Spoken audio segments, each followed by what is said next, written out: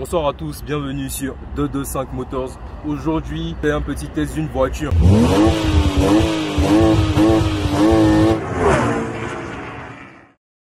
Une Citroën DS5. Ce qui a fait que j'ai voulu, on va dire, refaire une autre DS5, c'est vraiment le côté hybride. Ils ont associé le côté, on va dire, on-griffe écologique, on-griffe. Après, je vais vous expliquer pourquoi je dis on-griffe à un moteur diesel. Donc, sous ce capot là, on a un moteur thermique couplé à un moteur électrique. Il faut préciser aussi, avant toute chose, le propriétaire c'est un sagouin. Donc il y a beaucoup de petites imperfections, mais bon, on n'est pas là pour regarder ça, on est là pour voir un peu à quoi répond cette motorisation là. On a cette face avant là de Citroën DS5, voilà. D'ailleurs, il faut préciser qu'avant 2015, ces DS5 là étaient des Citroën.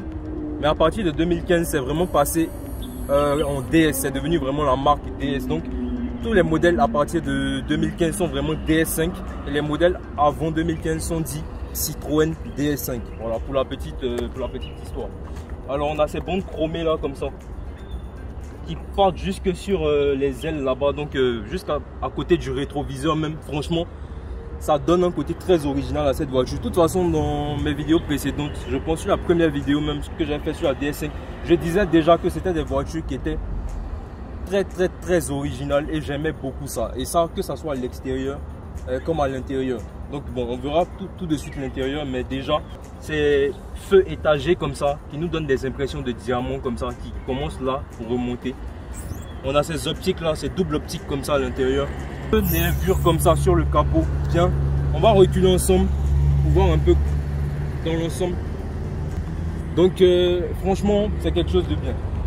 On a le chevron, voilà pourquoi on appelle cette marque là Citroën la marque au chevron.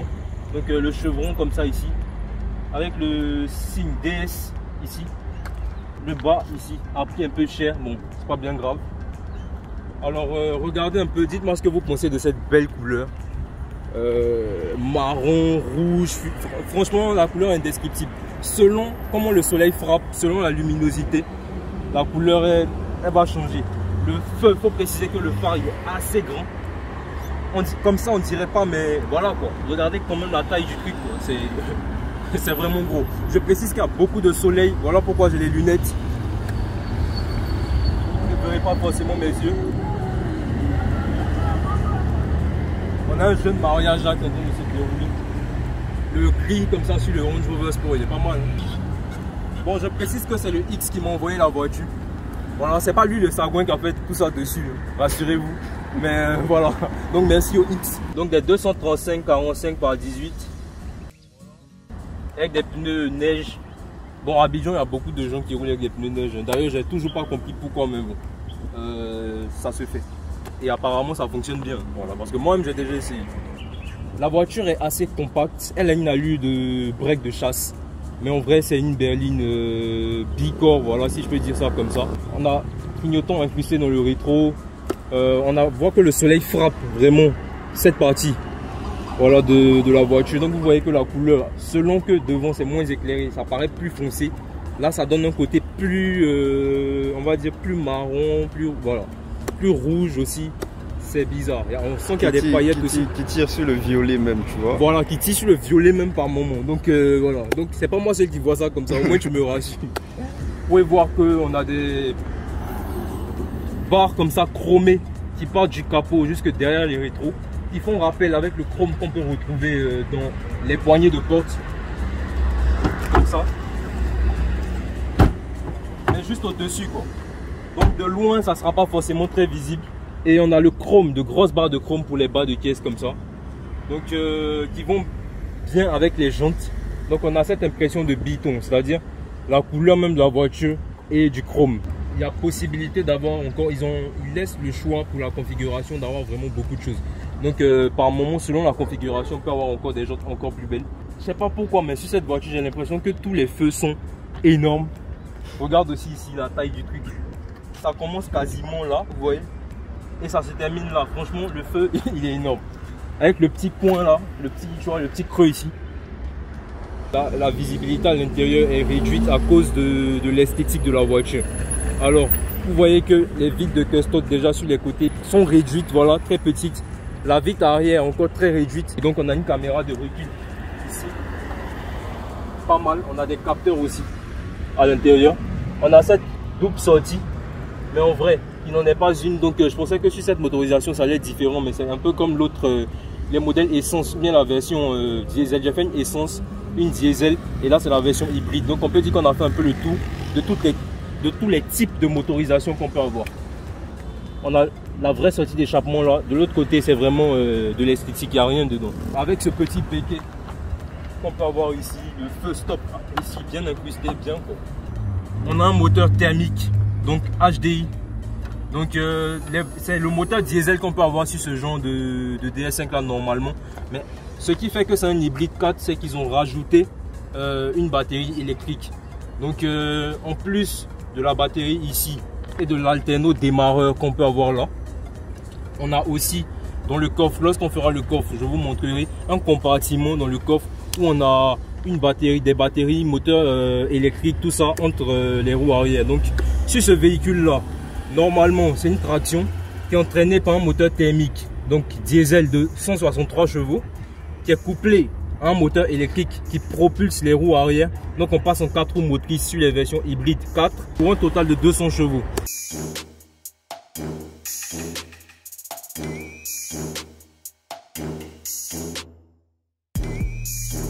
Alors vous voyez que ce coffre là, à première vue, il paraît tout petit. On a cette ligne ici, comme ça, qui nous permet d'avoir un petit espace en dessous. Vous voyez? Mais par contre, ici, on ne peut pas y toucher. Parce que c'est là que réside un peu le compartiment électrique. Donc batterie plus moteur électrique qui va se retrouver quasiment entre les deux roues arrière. Donc qui va aider les roues arrière pour la propulsion.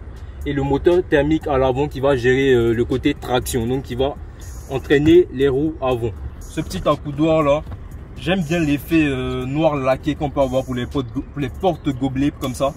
Donc c'est quelque chose de vraiment pas mal. Climatisation, donc bien à l'arrière quand même. Donc le DS5, c'est vraiment l'ADN DS. Voilà, à la base c'est le côté luxe que Citroën a voulu vendre en créant cette marque là. Donc c'est bien qu'on ait un peu toutes ces choses là, comme ces petites lumières de, je sais pas, de courtoisie, ces plafonniers qu'on peut avoir comme ça de part et d'autre. C'est vraiment bien. Faut préciser qu'on a un grand toit panoramique aussi, donc indépendamment des deux compartiments qu'on peut avoir à l'avant, on a ce compartiment à l'arrière ici. J'adore vraiment le cuir comme ça, avec ces motifs là. Mais je préfère les motifs de celle que j'avais fait, la première que j'avais faite là. Parce que c'était du piton, c'était du cuir noir et blanc. Donc ça donnait quelque chose de vraiment, voilà, cette allure présidentielle. Parce qu'il faut préciser même que c'est une voiture qui a été une voiture présidentielle sous le mandat de Hollande, donc le président français François Hollande. Donc c'est une voiture normalement qui doit avoir un minimum de, qui doit être un minimum statutaire, voilà. Vraiment bien adossé, vous voyez, mais il y a de la place quoi. Ça, je suis pas trop fan par contre parce que ça fait effet carbone, mais on sent que c'est vraiment plastique quoi. Le cuir ne tient pas forcément, mais c'est pas trop rincé. Pour du cuir, je pense qu'avec un petit coup d'entretien, c'est encore possible de les restaurer. Comparé à certaines voitures où vraiment c'est déchiré, machin, bon là c'est juste écaillé, donc ça peut être la chaleur, ça peut être beaucoup d'autres aspects. Donc bon, on va pas dire que c'est pas solide, ça va. Dans le siège on a ce petit machin gris comme ça, donc vraiment tout est vraiment mis sur l'esthétique, l'accent est vraiment mis sur le détail, sur l'esthétique dans ce genre de véhicule là. Vous voyez avec ça, l'appui tête comme ça, vraiment bien, il est rembourré, bien costaud, franchement j'aime. Nous voici à bord du DS5 hybride 4. Alors le volant 4 branches imite un 3 branches, donc j'aime beaucoup les petites branches qu'on peut avoir ici qui sont très rapprochées, des surpiqûres comme ça à l'intérieur du volant. On a des palettes qui dépassent vraiment de l'arrière, donc c'est bien visible contrairement à certains modèles qu'on peut avoir maintenant, qui ont de toutes petites palettes coupées là. Donc j'aime bien les touches à l'intérieur. Globalement j'aime la forme du volant, mais je sais pas pourquoi il y a quelque chose qui me dérange. Je sais pas si c'est le côté méplat du volant ou alors le fait qu'il y ait ces parties en plastique gris ici. Voilà, je démarre. Donc là ready, la voiture démarre. Vous voyez que l'écran d'affichage tête haute sort comme ça. Là, j'ai la vitesse qui est affichée. Franchement, c'est quelque chose de très bien. Donc vraiment, on a ce petit côté avion de chasse quand on est dans le véhicule. Là, j'ai démarré, vous n'entendez rien. J'appuie sur l'accélérateur. Vous voyez que... Mais il faut appuyer franchement. Hein. Si vous caressez, ça démarre pas. Mais vous appuyez franchement l'accélérateur. Le moteur thermique va se mettre en marche. Il va commencer à se ronronner, à se faire entendre. Donc, ce moteur diesel. Donc, vous voyez ici, on a la console centrale. Les vitres, verrouillage central, donc condamnation centrale, on a le frein à main ici. On a la petite molette, ça c'est typiquement propre au modèle électrique. Donc vous avez un mode automatique où la voiture va gérer l'hybridation de façon automatique. C'est-à-dire qu'elle va gérer le côté 4 roues motrices toute seule. Elle va gérer les phases d'alternance entre le moteur thermique et le moteur électrique. Vous avez le mode sport, les deux qui vont vraiment travailler ensemble. Donc c'est pour avoir toute la puissance combinée. Donc là, normalement, elle doit sortir 200 chevaux et plus de 400 Nm. C'est les chiffres annoncés par le constructeur. Bon, vous savez, hein, bon, c'est pas toujours réel dans la vraie vie, selon les utilisations, les pneus, etc. Alors, on a le mode ZEV, qui est le mode full électrique. Donc, normalement, quand tu le mets sur ce mode-là, tu as la possibilité de rouler 2-3 km à moins de 60 km/h en full électrique. C'est-à-dire vraiment sans rien d'autre que le moteur électrique normalement. Alors tu as le mode 4 roues motrices aussi ici. Voilà, donc pour vous dire que tu peux vraiment avec cette hybridation avoir plusieurs modes de conduite et voilà que tu n'auras pas sur une motorisation essence. Ensuite tu as ce petit levier là, comme ça, que tu n'as pas aussi sur une DS5 normale, que ça soit en essence ou en diesel. Donc ça c'est vraiment propre à ça. Ici je crois on a le neutre. Là c'est la marche arrière. Là c'est le drive qu'on peut avoir. Et le M je pense que c'est le mode semi-auto. Donc nous voilà à bord les amis de la DS5 diesel hybride 4. Donc déjà je suis en mode, vous voyez avec la petite molette là, j'étais en mode sport, je vais repasser en mode auto. Donc le mode auto, le bruit tout de suite il a changé. La voiture elle est tranquille. Il faut préciser que c'est pas super bien insonorisé.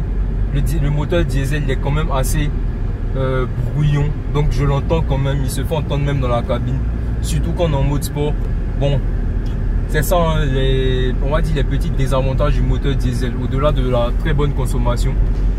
Faut préciser aussi que cette voiture est dite écologique. Mais en vrai, pas tant que ça.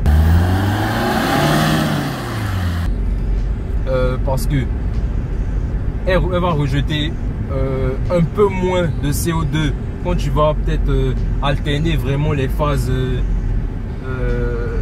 thermiques, électriques. Mais sinon, dans l'ensemble, c'est une voiture hybride qui est plus, voilà, c'est plus un hybride pour l'économie de carburant en ville. Plutôt pardon qu'une voiture qui va être on va dire à énergie verte, à énergie propre. Voilà, on va dire c'est vraiment une voiture qui est plus dans le côté si je peux dire ça comme ça économique. Voilà, donc là je suis en auto. Comme vous pouvez constater, la voiture elle est tranquille, il n'y a pas de souci. Ce mode là c'est la voiture elle-même qui va décider d'alterner entre les phases électrique et les phases on va dire thermiques. Voilà, je vais passer le mode sport pour sentir un peu la différence avec. En ce moment là les deux moteurs travaillent ensemble en même temps, il n'y aura plus d'alternance, les deux moteurs vont fonctionner en même temps, on va dire à tout moment. Donc là le moteur thermique va donner ses 167 chevaux je pense. Donc voilà, environ 170 chevaux et environ 40 chevaux pour le moteur électrique, ce qui va nous faire 200 chevaux. On va voir ça tout de suite.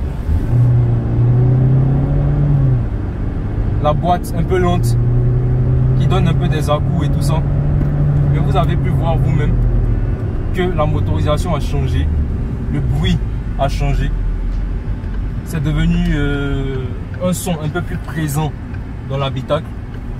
Donc ici c'est une zone où il faut toujours regarder où on s'engage. Là je la lance, on est sur le mode sport. Vraiment la boîte de vitesse comme ça robotisée, elle est trop lente les amis.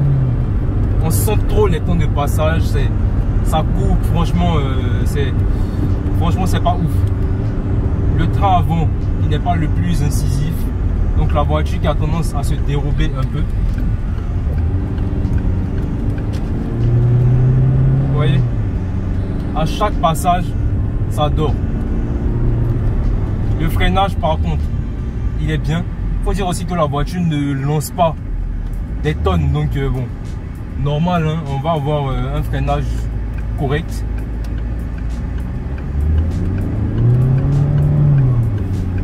On va faire ça. Voilà, une autre voiture qui arrive, stabilise.